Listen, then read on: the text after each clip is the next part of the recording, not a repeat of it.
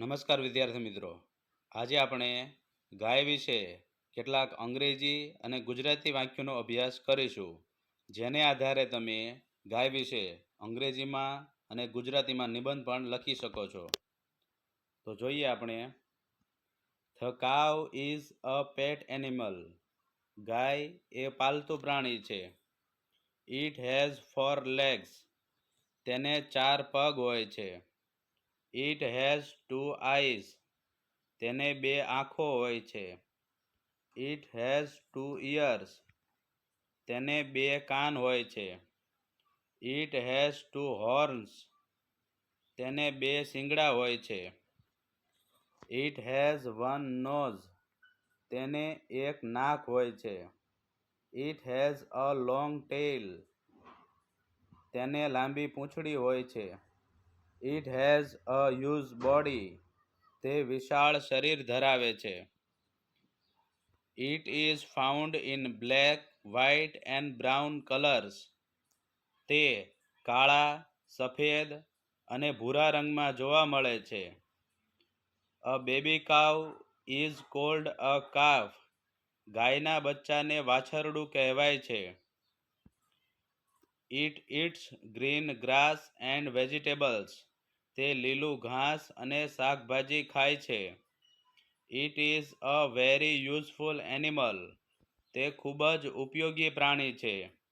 It gives us milk, gaumutra and cow ડંગ.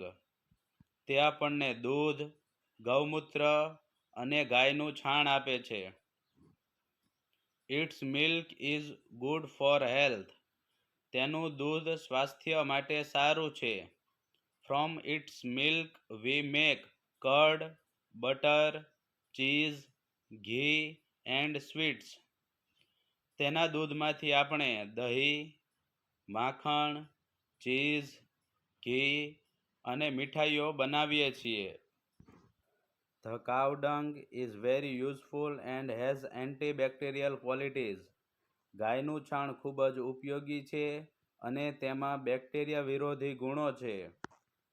The cow dung is perfect to be use as compost. ગાયનું છાણ ખાતર તરીકે વાપરવા માટે યોગ્ય છે. The cow dung is used as a fuel. ગાયના છાણનો ઉપયોગ બળતણ તરીકે થાય છે. Cow's urine is used to make medicines. ગાયના મૂત્રનો ઉપયોગ દવાઓ બનાવવામાં થાય છે. We call it ગૌમાતા.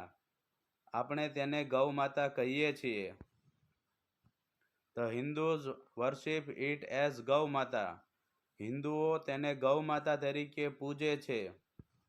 It is also worshipped in our country. આપણા દેશમાં પણ તેની પૂજા થાય છે. It is a quite animal. તે શાંત પ્રાણી છે. It is an innocent animal. તે નિર્દોષ પ્રાણી છે. It is a gentle animal. તે નમ્ર પ્રાણી છે. It is the national animal of Nepal. તે નેપાળનું રાષ્ટ્રીય પ્રાણી છે. The lifeline of cow is around 25 years. ગાયનું આયુષ્ય લગભગ 25 વર્ષ છે. So we should take proper care of the cow. તેથી આપણે ગાયની યોગ્ય કાળજી લેવી જોઈએ. જો તમારે ગાય વિશેના આ વાક્યોની PDF જોઈતી હોય તો સ્ક્રીન ઉપર આપેલા નંબર પર વોટ્સએપમાં મેસેજ કરજો. જય હિન્દ, જય ભારત.